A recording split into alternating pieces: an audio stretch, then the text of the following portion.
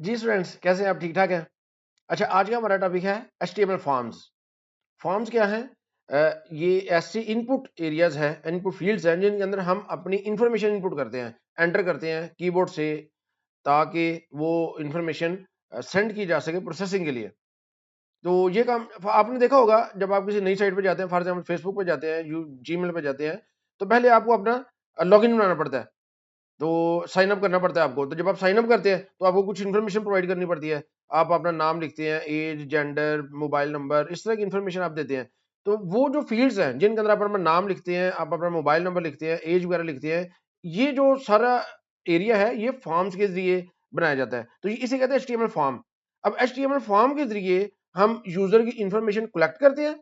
अब कलेक्ट करने के बाद उसका मेन मकसद क्या होता है? उसका मेन मकसद होता है सर्वर पे भेजें ताकि उनकी प्रोसेसिंग की जा सके।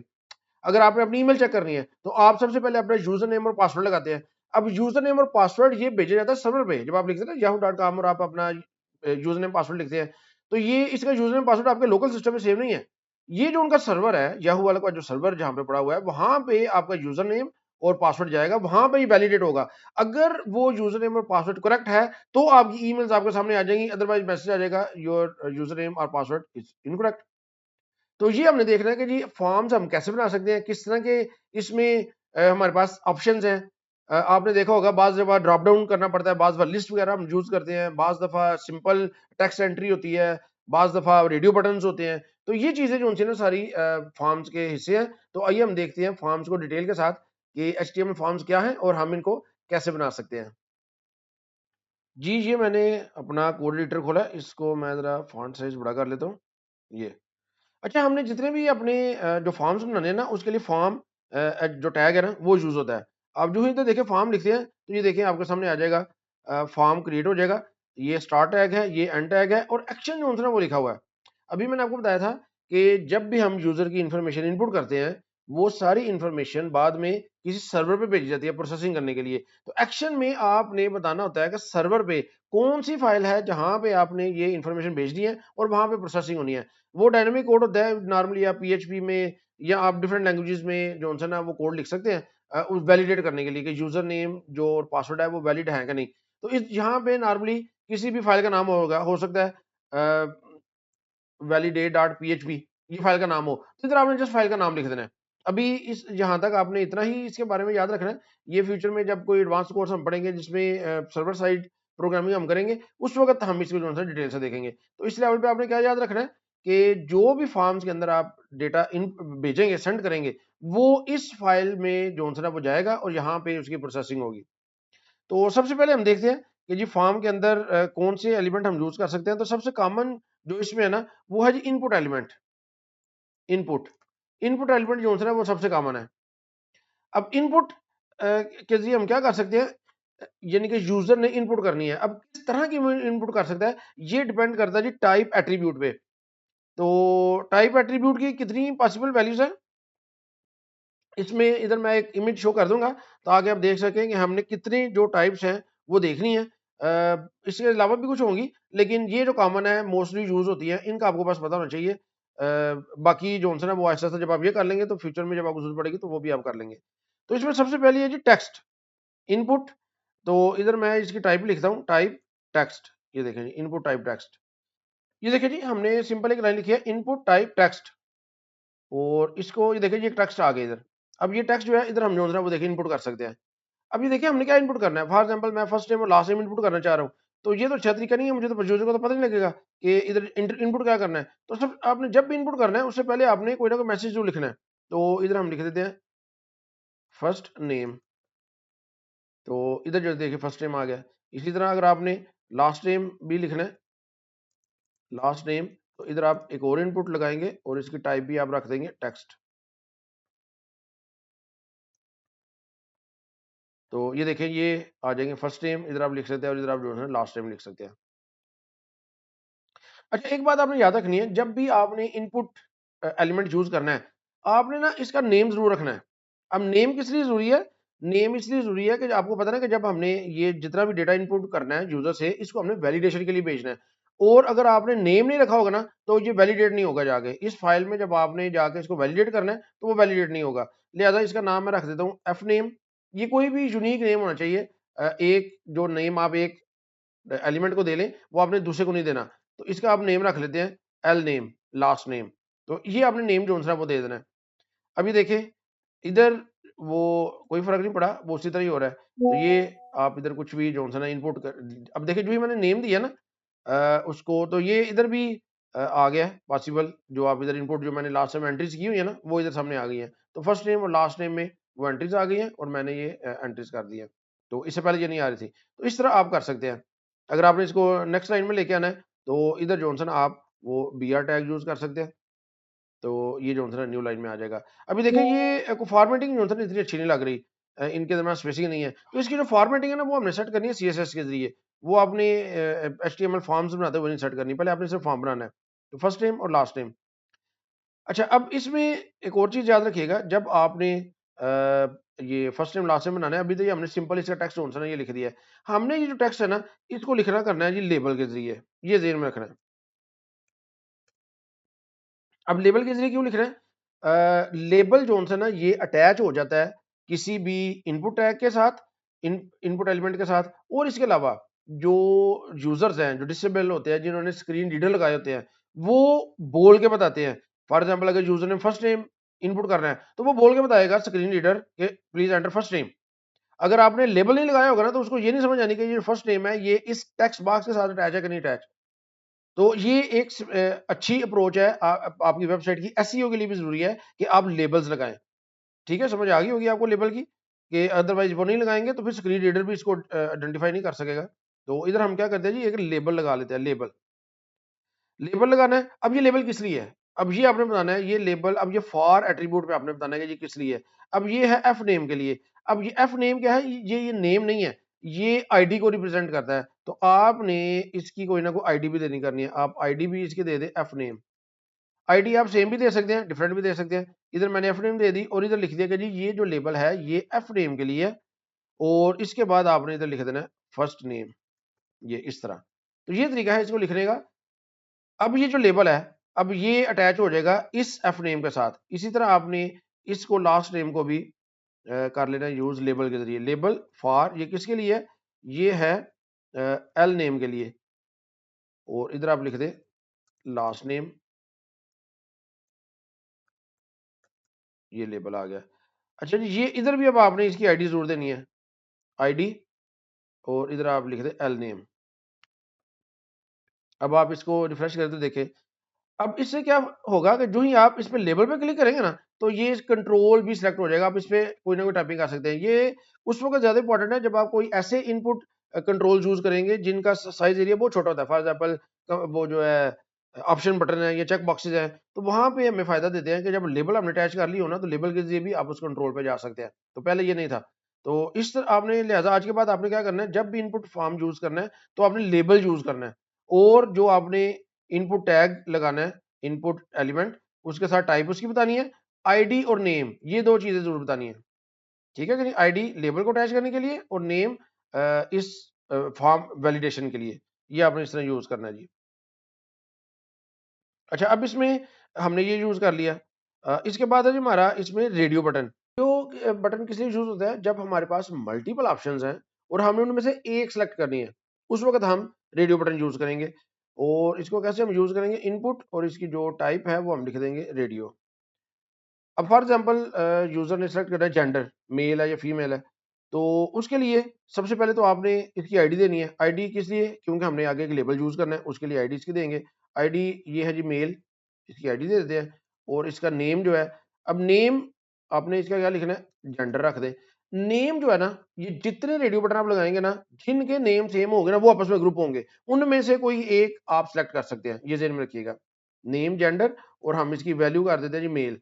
अब वैल्यू से क्या मुराद है? ये भी इसको देखते हैं। ये देखिए मैंने इसको लिखा, अब इसको मैंने सेव करके इसको मैं देखता हूँ, तो ये देखिए जी सिर्फ रेडियो बटन शो हो रहा है, मेल नहीं शो हो रहा। तो यहाँ देखिए ये जो आपने वैल्यू लिखी है ना, ये मेल, ये डिस्प्ले नहीं होगा। इसको आपने डिस्प्ले करना है तो इसके लिए आपने इसके साथ लेबल जो है वो यूज करना है। आपने कहना है किसके लिए यूज कर रहे हैं जी आप? ये आप लेबल यूज कर रहे हैं जेंडर के, मेल के लिए। आईडी आपने बतानी है ना, मेल के लिए ये यूज कर रहे हैं। और इसकी वैल्यू क्या होगी जी? आपने तो लिख देते जी मेल, ये लिख दिया आपने। तो अभी देखिए ये मेल इधर आ गया। अब देखिए जो ही मैं मेल में क्लिक करूंगा ना तो ये सिलेक्ट हो जाएगी। अगर ये मैंने लेबल ना लगाया होता तो फिर ये मेल पे क्लिक करने से ये सिलेक्ट नहीं था होना। तो इसी तरह मैं इसको डुप्लीकेट कर लेता हूँ और इधर मैं टाइप इसकी रेडी ही रहने दूंगा, आईडी इसकी कर देता हूँ फीमेल। अब नेम इसका आपने जेंडर ही रखना है। नेम जेंडर क्यों रखना है? क्योंकि जब दोनों का नाम सेम होगा ना तो ये ग्रुप होंगे, यानी कि इन दोनों में से कोई एक सिलेक्ट होगा। अगर आप इनका नेम डिफरेंट कर देंगे तो फिर दोनों अलग अलग भी सिलेक्ट हो सकते हैं। और वैल्यू हम यूनिक होनी चाहिए, इसकी आप कर देते हैं जी फीमेल। अब ये जो लेबल आपने लगाया है ये आपने लगाया है फीमेल के लिए और इसकी वैल्यू भी आप कर दे फीमेल। ये देखें, तो अब ये दो बन गए जी। ये देखें, आप एक पे क्लिक करेंगे तो दूसरा ऑटोमेटिकली डिसेलेक्ट हो जाएगा। तो ये नेम के जरिए ये ग्रुप हुए हैं। अच्छा जी, वैल्यू, वैल्यू किस लिए यूज होता है? देखिए जब आपने ये फॉर्म का डेटा सबमिट करना है ना तो वहां पे ये नेम सबमिट हो रहा है, जेंडर, जेंडर सबमिट होगा। अब जो एक्टिव इसमें से रेडियो बटन होगा ना वो उसकी वैल्यू सेंड हो जाएगी। तो जेंडर अगर मेल वाला सेलेक्ट है तो male gender is equal to male होगा, otherwise gender is equal to female होगा। तो इससे पता लग जाएगा कि कौन सा जो रेडियो बटन है वो सिलेक्ट है। तो वैल्यू, वैल्यू का ये काम है। तो इस तरह आप रेडियो बटन जो है ना वो बना सकते हैं। इसी तरह रेडियो बटन के साथ जो है ना हमारा हम यूज कर सकते हैं बॉक्सेस। फॉर एग्जांपल इधर मैं लिख देता हूँ, एक पैराग्राफ लिखता हूँ, व्हीकल आई हैव।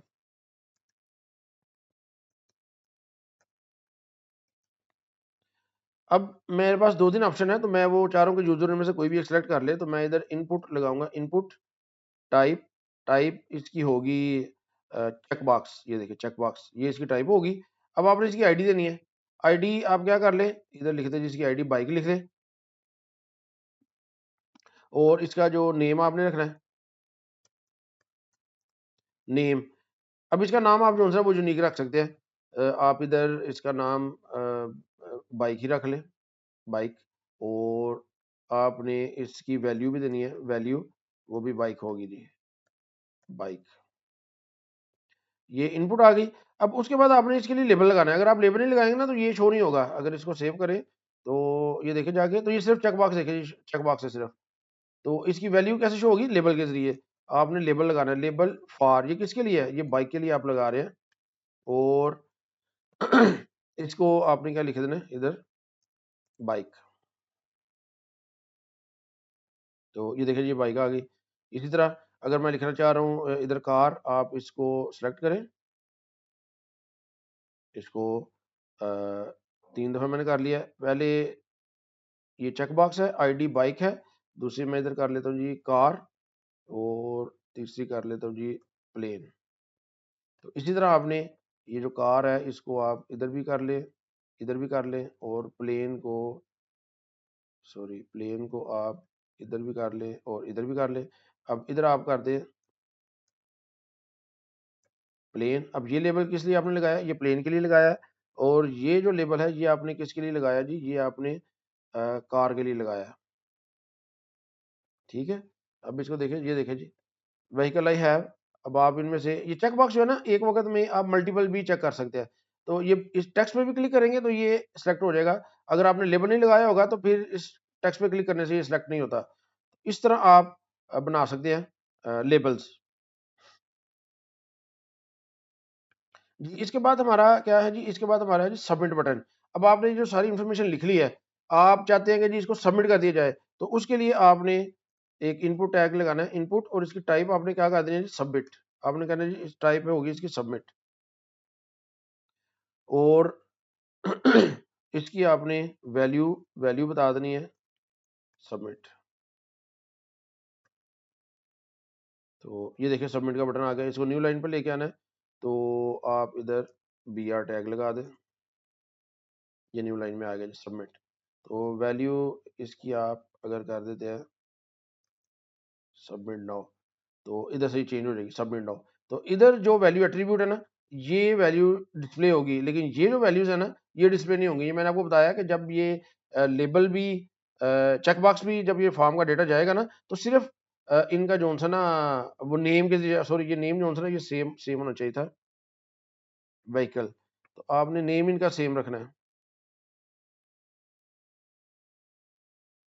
सॉरी, ये जो नेम है ऑप्शन बटन के लिए सेम रखना है, इसके लिए सेम रखना जरूरी नहीं है। जो जो इसमें से सिलेक्टेड होगा वो डेटा जो है वो ट्रांसफर हो जाएगा। तो इस तरह आप जो है ना ये देखिए सबमिट करेंगे। अब ये देखिए जी ये सेंड किधर हुआ है, validate.php, लेकिन वो क्या कह रहा है, कैनॉट गेट, कि यानी कि वो उसको फाइल ही नहीं मिली।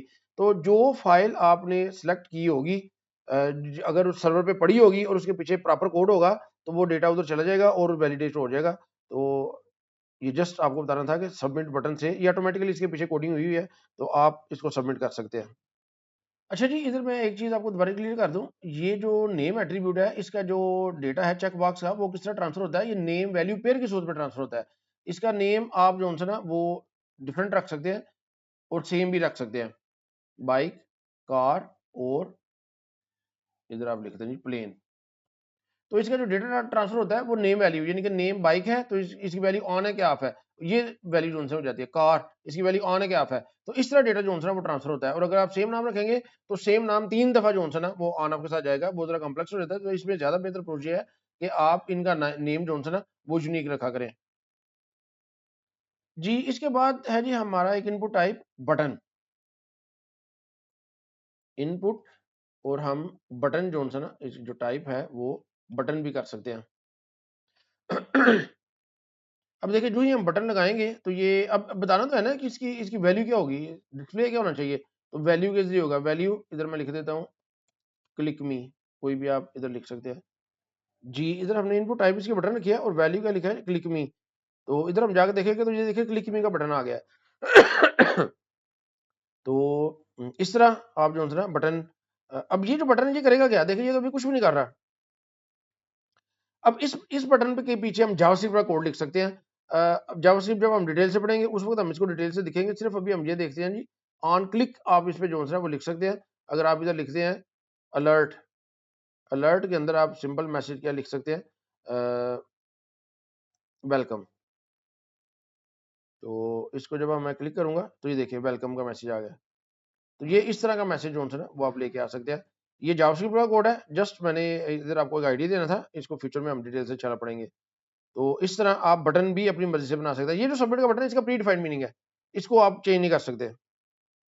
अच्छा जी, इसी तरह ये जो आपने अगर ये सारा कुछ लिखा है और आपने जो फॉर्म फॉर एग्जांपल फिल किया हुआ है, देखिए इधर आप कुछ भी नाम लिखते हैं, ये तो अभी छोटा सा फॉर्म है ना, तो आप बाद में इसको रीसेट करना चाहते हैं, सारा क्लियर करना चाहते हैं, तो इसके लिए आप एक इनपुट लगा सकते हैं, इनपुट टाइप रीसेट।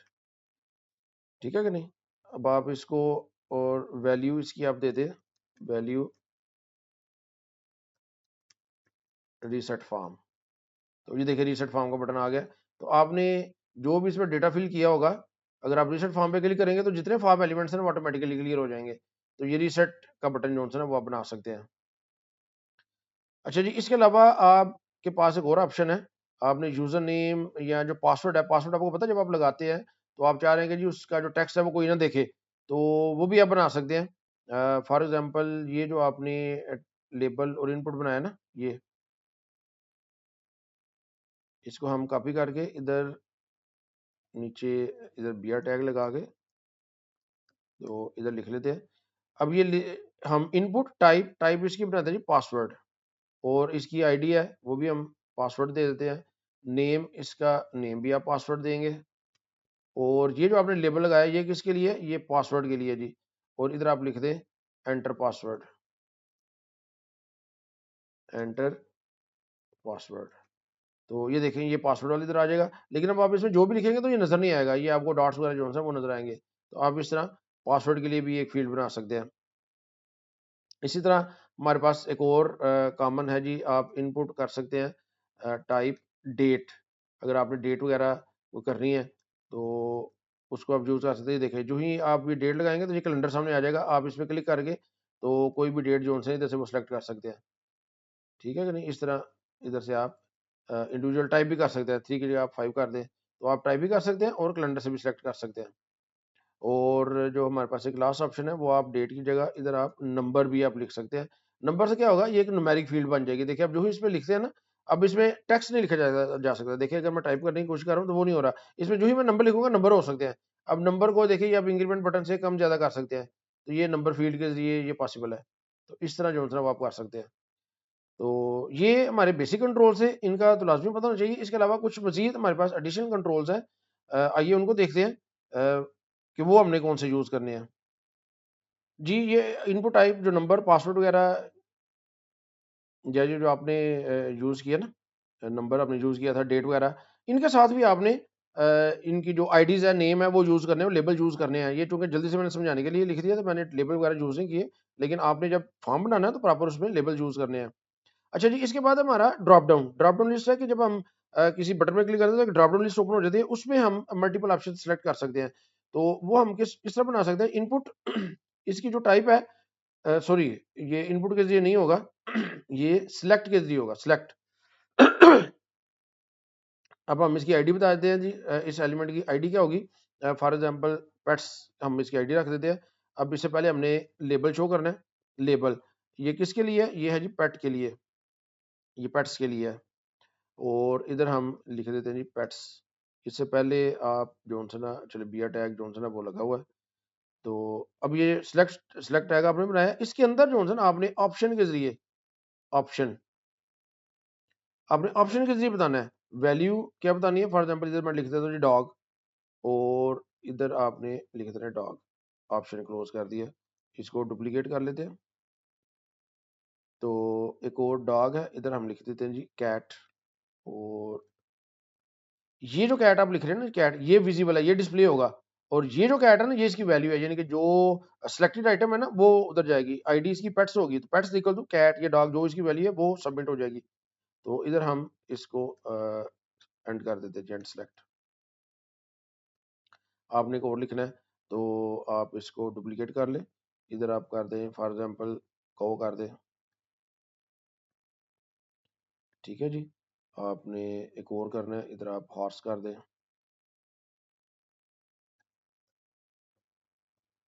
जी, जी, मैंने कुछ वैल्यूज़ लिखी है, और इनको जाके अगर हम देखें तो ये देखिए जी, ये पेट्स डॉग, कैट, काऊ, ये जो है ये आपके सामने आ गई है।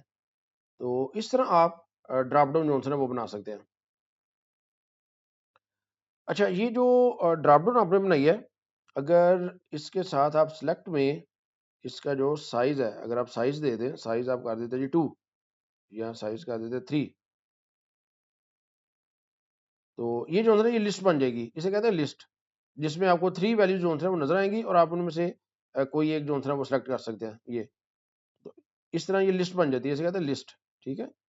तो आप इस तरह लिस्ट भी बना सकते हैं, और इस वक्त में भी एक वक्त में एक होगी, अगर आपने मल्टीपल सेलेक्ट करनी है तो इधर आप लिख सकते हैं मल्टीपल, मल्टीपल लिखेंगे तो अब आप इसमें मल्टीपल सेलेक्ट जो है ना वो कर सकते हैं। आपने कंट्रोल प्रेस करके तो क्लिक करना है तो ये मल्टीपल सेलेक्ट हो जाएंगी, ठीक है। और अगर आपने मल्टीपल नहीं लिखा होगा तो फिर आप अगर कंट्रोल प्रेस करके भी क्लिक करेंगे तो देखें ये सिलेक्ट नहीं हो रही। तो ये लिस्ट इस तरह बना सकते हैं साइज दे के, और अगर आप साइज को खत्म कर देंगे तो ये ड्रॉप डाउन बन जाएगी, ये इस तरह ड्रॉप डाउन। अच्छा, ड्रॉप डाउन के अंदर ना आप ग्रुप भी बना सकते हैं। फॉर एग्जांपल ये जो ऑप्शन आपने लिखे ना, इसके अंदर आप ऑप्शन ग्रुप बना सकते हैं। ये आपने ऑप्शन ग्रुप बनाया, इसको इधर से हम खत्म करके इधर कर देते हैं, ये ऑप्शन ग्रुप बन गया। इसको हम थोड़ी सी टैब दे के आगे कर देते हैं, इनको भी ये ज़रा फॉर्मेटिंग एडजस्ट हो जाएगी। अच्छा जी, अब आप इधर एक और ऑप्शन ग्रुप बना देते हैं, ऑप्शन ग्रुप, और इसके अंदर आप ऑप्शन बनाते हैं फॉर एग्जांपल। अच्छा, ये जो ऑप्शन ग्रुप है इसकी आपने जो लेबल है ना वो बताना है। फॉर एग्जांपल ये जो ऑप्शन ग्रुप है इसका लेबल आप कर दे मैमल्स, ये मैमल्स का ग्रुप है। ये आपने एक और ग्रुप बनाया है, इसका जो लेबल है वो आप कर देते हैं इंसेक्ट्स। तो इसके अंदर जो पहली ऑप्शन है वो आप लिख लेते हैं स्पाइडर, और इसको डुप्लीकेट कर लें, और इसकी दूसरी जो ऑप्शन है वो आप लिख देते हैं जी आंट्स फॉर एग्जांपल। तो ये देखें, इस पे क्लिक किया मैंने, देखिए ये मैमल्स का ग्रुप बन गया, इसके अंदर डॉग, कैट का, और ये इंसेक्ट्स का ग्रुप बन गया। अब आप इनको नहीं सेलेक्ट कर सकते क्योंकि ये ग्रुप है, आप सेलेक्ट इन्हीं में से किसी को कर सकते हैं, डॉग, कैट, कौ को, या स्पाइडर या आंट में से किसी को कर सकते हैं। तो इस तरह आप ग्रुप भी बना सकते हैं, तो ये भी एक अच्छी ऑप्शन है। इसके अलावा हमारे पास जो एक नेक्स्ट ऑप्शन है वो है जी, हम टेक्स्ट एरिया जो है वो लिख सकते हैं। फॉर एग्जांपल इधर मैं बीआर टैग पहले लगा लेता हूँ। इसके बाद अच्छा, ये जो टेक्स्ट बॉक्स है ना, ये बाय डिफॉल्ट इसके अंदर आप 20 कैरेक्टर्स ये आप कर सकते हैं, इनकी विड्थ होती है। आपने अगर, और ये सिंगल लाइन होते हैं, अगर आपने मल्टीपल लाइन को ड्रेस या कोई नोट्स या कोई पॉइंट्स वगैरह का सेक्शन बनाना है तो उसके लिए हमारे पास जो है ना वो टेक्स्ट एरिया की ऑप्शन है, टेक्स्ट एरिया। आपने टेक्स्ट एरिया लगाना है। अब आप इसमें बताना है कि जी रोज और कॉलम कितनी लगानी है। फॉर एग्जाम्पल अगर मैं सिंपल टेक्स्ट एरिया लगा लेता हूँ, ये देखें तो अब ये टेक्स्ट एरिया तो आ गया। अब आप इसमें लिख सकते हैं, इधर से आप क्लिक करके तो इसको आप ड्रैग ड्रॉप भी कर सकते हैं टेक्स्ट एरिया को, ठीक है कि नहीं, ये ऑप्शन होती है आपके पास, ये इस तरह आप कर सकते हैं। इधर फॉर एग्जाम्पल आप कहते हैं जी एड्रेस लिख दो, तो आपने लेबल लगा लेना, लेबल। अब ये टेक्स्ट एरिया जो है ना, इधर आपने इसकी आईडी बता देनी है, आईडी, आईडी हम कहते हैं जी एड्रेस, और लेबल फॉर किसके जी एड्रेस के लिए है, और आप इधर लिख देते हैं एड्रेस। तो ये एड्रेस आ गया और इधर आप एड्रेस लिख सकते हैं। अब आपने इसकी रोज कॉलम बनानी है तो टेक्स्ट एरिया आईडी जो आपने लिखी ना, इसके साथ आप बता सकते हैं रोज, रोज कितनी होंगी। आप कहते हैं जी मुझे 4 रोज चाहिए सिर्फ, और इधर आप कॉलम्स बता सकते हैं। फॉर एग्जांपल आप कहते हैं जी 20 कॉलम्स कर दो, तो ये देखें ये 4 रोज और 20 कॉलम के लिए जो है ना ये टेक्स्ट एरिया। अब देखें जो ही आपने इस पर क्लिक किया ना, तो ये एड्रेस जो मैंने टाइप ऑलरेडी किया हुआ है वो आ गया हमारे सामने। तो ये लेवल का फायदा जो है ना होता है कि ऑटो एंट्री भी फिल हो जाती है। देखिए मल्टीपल एंट्रीज भी हो सकती है। तो अगर आप इधर 20 की जगह इधर को 40 कर देते हैं तो इसकी जो विड्थ है ये बढ़ जाएगी, ये देखिए, ठीक है कि नहीं। तो इस तरह आप इसका साइज जो है ना वो कंट्रोल कर सकते हैं। इसके अलावा अब इसमें जो नेक्स्ट हम कर सकते हैं वो हमारे पास है, हम एक ग्रुप कर सकते हैं आइटम्स को। फॉर एग्जांपल अगर आपने 2 या 3 आइटम्स या ये चेक बॉक्स लगाए हुए हैं, इधर आपने बनाया हुआ है जेंडर का और एक आप मैरिटल स्टेटस का बनाना चाह रहे हैं। फॉर एग्जांपल ये जो है मेल, किधर हमने लिखा है, ये मेल, इधर हम एंटर कर लेते हैं। ये हमने 2 बनाए थे इनपुट रेडियो, ये 2 इन रेडियो हमने बनाए हुए मेल फीमेल, ठीक है जी। इनको हम एक ग्रुप करना चाह रहे हैं, तो उसके लिए हम कैसे कर सकते हैं, हमारे पास फील्ड सेट की एक ऑप्शन होती है, फील्ड सेट। तो फील्ड सेट के अंदर हमने इसको ले आना है और इधर से इसको खत्म करके एक्स करके, तो मैं इधर ले आता हूँ। तो ये फील्ड सेट हमने एक बना लिया, इनको मैं टैब कर देता हूँ। ये अब ये जो है ना ये एक ग्रुप बन गया है, ये देखें ये मेल फीमेल, जब ये ग्रुप बन गया, ये देखिए फील्ड सेट के लिए ये ग्रुप बन गया है। अब आप इसके ऊपर शो करना चाह रहे हैं कोई टेक्स्ट के जी ये क्या है। फॉर एग्जांपल आपने इधर जो है ना वो जेंडर लिखना है, तो वो आप कर सकते हैं लेजेंड के जरिए। इसके अंदर लेजेंड का एक टैग वो आपने बनाना है और इधर आपने लिख देना है जेंडर। तो ये देखें जी ये जेंडर इधर लिखा हुआ आ गया और ये ग्रुप इसका बन गया। तो इस तरह आप जो है ना वो इसको कर सकते हैं। अगर आपने एक और ग्रुप बनाना है फॉर एग्जांपल मैरिटल स्टेटस के लिए, तो इसी को हम कॉपी करते हैं और इसको हमने पेस्ट कर लिया। अब आप क्या करें जी, इधर सिर्फ आप कर लें मैरिटल स्टेटस, टाइप इसकी रेडियो है, आईडी इधर आप लिख दें मैरिड, नेम, नेम इनका सेम रखना है आपने, एम स्टेटस लिख देते हैं हम जी, इधर भी एम स्टेटस, वैल्यू है इसकी मैरिड और इसकी होगी अनमैरिड।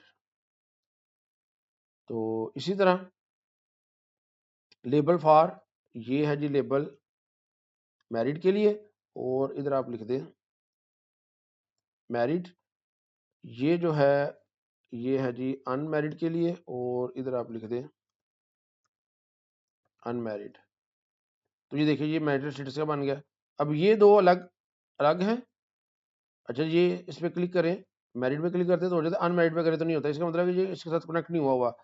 ये जो अनमैरिड का लेबल हमने बनाया है, अब देखिए जी इसकी नेम, नेम देखिए हमने इधर एम स्टेटस रखना है जी, इनका नेम एम स्टेटस है, फॉर एम स्टेटस के लिए जी, इधर भी फॉर एम स्टेटस के लिए। अच्छा जी ये देखें ये है किसके लिए, मेल फीमेल। ये जो हमने लेबल लगाया था ना ये फॉर मेल है। आईडी, आईडी हमने क्या रखी हुई है, इनकी आईडी चेक करनी पड़ेगी, रेडियो। अच्छा आईडी है इधर मैरिड और इधर है, इधर हमने रखनी थी अनमैरिड। अब इधर हमने बताना है कि जी ये जो लेबल है ये है मैरिड के लिए, ये ऑलरेडी इसके साथ कनेक्ट था, ये था अनमैरिड के लिए। तो अब आप इसको देखें, ये देखिए अनमैरिड पे क्लिक किया तो अभी सिलेक्ट हो गया, अब ये 2 लग गए, ठीक है। अभी देखिए क्योंकि हमने इनके नेम डिफरेंट कर दिया, अगर इसका नेम मैं जेंडर कर दूं तो ये जो है ना अब ये इस जेंडर का पार्ट बन गया। देखिए इनमें तीनों में से कोई एक सिलेक्ट होगा, क्योंकि इसका पार्ट बन गया, लिहाजा आपने इसका नाम वो एहतियात से रखना है, ये इन दोनों को हमने इकट्ठा ग्रुप करना है। तो इस तरह आप ये बना सकते हैं ग्रुप्स। जी, इसके बाद हम देखेंगे कि एचटीएमएल इनपुट के एट्रीब्यूट्स, ये जो इनपुट हमने लिखे हैं ना, इनपुट टैग्स ये सारे यूज़ किए हैं, इनके एट्रीब्यूट कौन-कौन से हैं? उसकी मैं एक लिस्ट इधर स्क्रीन पे शो कर दूँगा। उन्हीं को इंशाल्लाह जो है मैं अभी एक्सप्लेन करता हूँ, ताकि आपको आइडिया हो जाए कि आपने किन एट्रीब्यूट्स पे फोकस करना है। अच्छा जी, सबसे पहले इसमें है वैल्यू एट्रीब्यूट। देखिए जी, मैंने इनपुट टाइप टेक्स्ट एक लगाई हुई है। अगर मैं इसकी इधर जाके ये देखें अभी इसकी वैल्यू कोई नहीं। अगर मैं फर्स्ट नेम और इधर इसकी वैल्यू दे देता हूँ, वैल्यू फॉर एग्जांपल अहमद लिख देता हूँ मैं, तो ये देखें बाय डिफ़ॉल्ट इधर वैल्यू इसकी आ गई है। तो ये वैल्यू के ज़रिए आप इसको इनिशियल वैल्यू दे सकते हैं। और इसके बाद है जी रीड ओनली।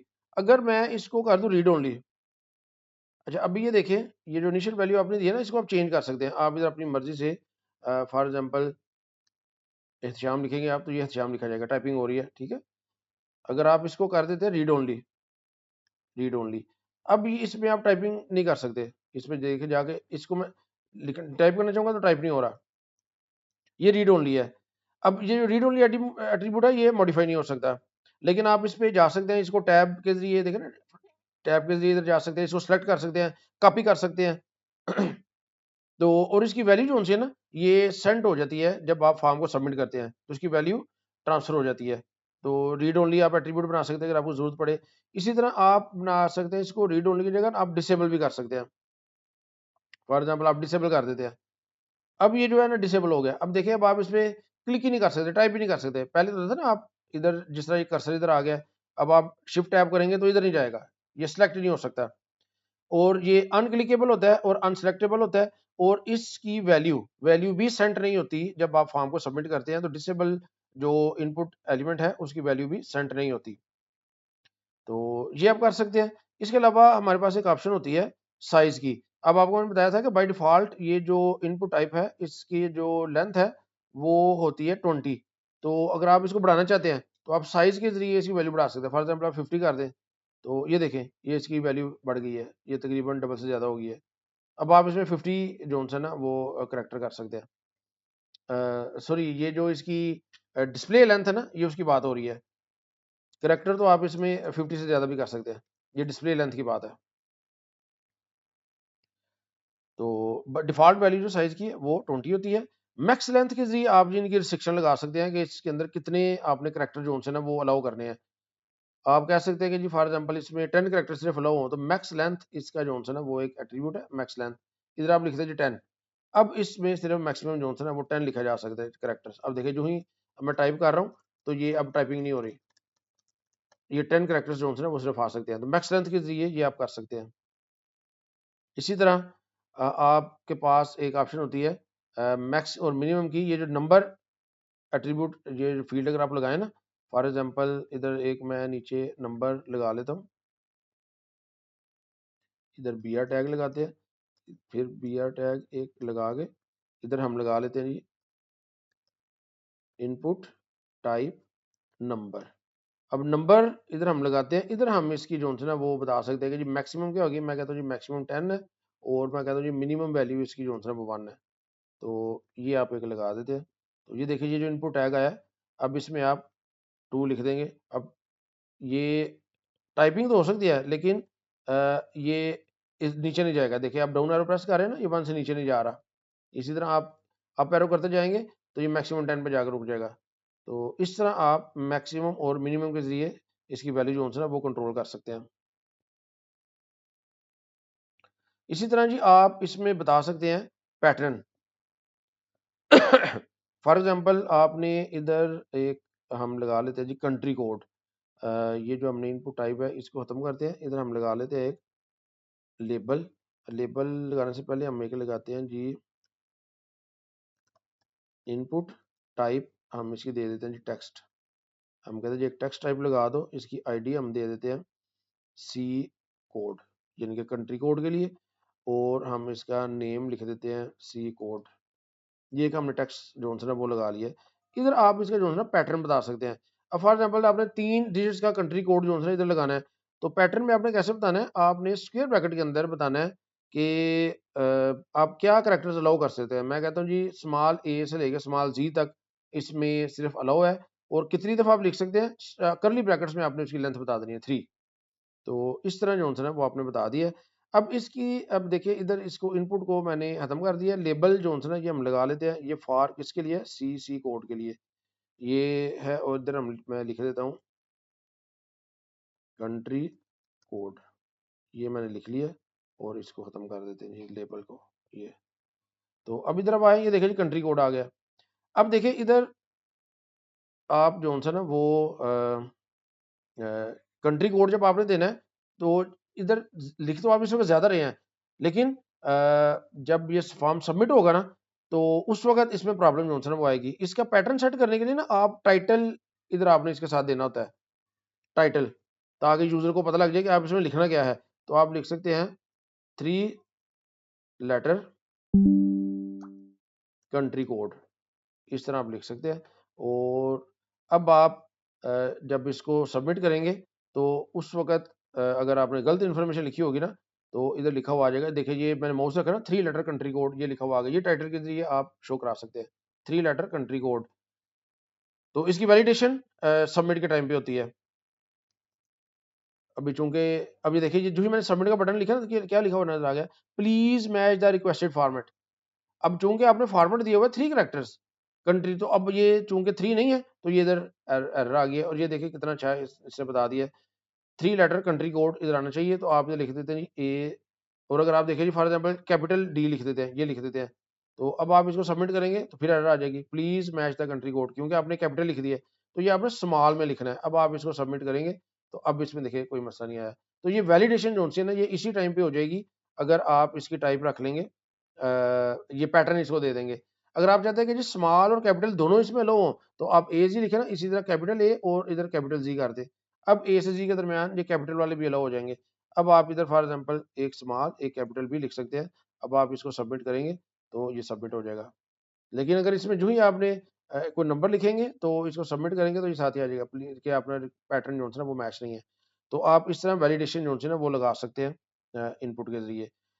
अच्छा जी, इसके बाद था हमारा जो एक नेक्स्ट ऑप्शन है वो है प्लेस होल्डर की। प्लेस होल्डर से क्या होगा कि थोड़ा सा हिंट जो है ना वो पहले डिस्प्ले हो जाता है। फॉर एग्जांपल इधर हम एक बनाते हैं फ़ोन नंबर, या इधर ये जो हमने नेम बनाया हो ना लेबल, फर्स्ट नेम, ये जो इनपुट टाइप है ना इसके हम इधर प्लेस होल्डर दे देते हैं। प्लेस होल्डर मैं कह देता हूँ एंटर फर्स्ट नेम। अब ये प्लेस होल्डर है, ये इधर जो था ना ये शो रहा होगा। अगर इधर कुछ भी नहीं है ना तो फिर ये प्लेस होल्डर शो रहा होता है। देखिए इसको अगर हम डिलीट कर दें तो ये देखिए ये प्लेस होल्डर शो हो गया, थोड़ा सा डिम होता है। तो जो ही आप टाइप करना शुरू करते हैं ना तो ये गायब हो जाता है। देखिए जो ही मैं टाइप करना शुरू करूंगा तो ये गायब हो जाएगा। तो ये इसे कहते हैं प्लेस होल्डर। तो इधर आप देखिए जी फॉर एग्जांपल ये जो सेकंड है इनपुट टाइप टेक्स्ट, ये लास्ट नेम जो है इसका हम प्लेस होल्डर लगा लें एंटर लास्ट नेम। तो ये देखें ये इधर आ गया लास्ट नेम, ये तो इधर मैं टाइप करके जो ही इसको नेक्स्ट स्टेप पे आऊंगा तो इधर टाइप करना शुरू करूंगा तो वो गायब हो जाएगा। इसे कहते हैं जी प्लेस होल्डर। तो इसी तरह एक हमारा होता है जी रिक्वायर्ड का एट्रीब्यूट। अब मैं चाह रहा हूँ कि जी ये जो फर्स्ट नेम है ये सेकंड नेम जो है ना ये रिक्वायर्ड है, मैं इसके एंड पे लिख सकता हूँ रिक्वायर्ड। अब रिक्वायर्ड से क्या होगा कि जब तक आप इसकी वैल्यू एलिमेंट की वैल्यू प्रोवाइड नहीं करेंगे ये फॉर्म सबमिट नहीं होगा। ये देखिए इसको मैं सबमिट करूंगा तो ये देखिए एरर आ गया है। तो प्लीज प्रोवाइड दी वैल्यू इसकी जो है ना वो लिखा हुआ आ रहा था। तो इसको जरा देखिए जो ही मैंने सबमिट किया तो प्लीज़ प्रोवाइड दी वैल्यू, चूँकि ये इधर टेक्स्ट आ रहा है इसलिए वो नज़र नहीं आ रहा। इसको हम करके देखते हैं फॉर एग्जांपल इधर फर्स्ट के साथ, या ये जो मेल और फीमेल है ना इसको रिक्वायर्ड कर देते हैं। इधर से रिक्वायर्ड हम खत्म कर देते हैं, और ये जो हमने फील्ड बनाया ना जेंडर इनपुट टाइप रेडियो, इसके एंड पे मैं लिख देता हूँ रिक्वायर्ड। अब इसको मैं सबमिट करूंगा तो ये आएगा please select one of the following option. देखिए मेल और फीमेल वो कह रहे हैं इन दोनों में से कोई एक ऑप्शन सेलेक्ट करो। तो इस तरह जो चीज़ रिक्वायर्ड है उस पे वैलिडेशन आप जो है लगा सकते हैं। तो ये था जी हमारा इनपुट फॉर्म्स के बारे में। आपने जो इनपुट फॉर्म्स आपको पता लग गया, इसके अंदर कंट्रोल्स कौन-कौन से हैं, उनको बनाना कैसे है। अब इनके ना डिस्प्ले जो होता है, जो इनकी फॉर्मेटिंग जो ब्यूटीफाई करना होता है, वो सीएसएस के ज़रिए आपने करना है। वो इंशाल्लाह नेक्स्ट लेक्चर में हम देखेंगे कि हम इसको ब्यूटीफाई कैसे कर सकते हैं। तो उम्मीद है आपको एचटीएमएल फॉर्म्स की समझ आ गई होगी। शुक्रिया।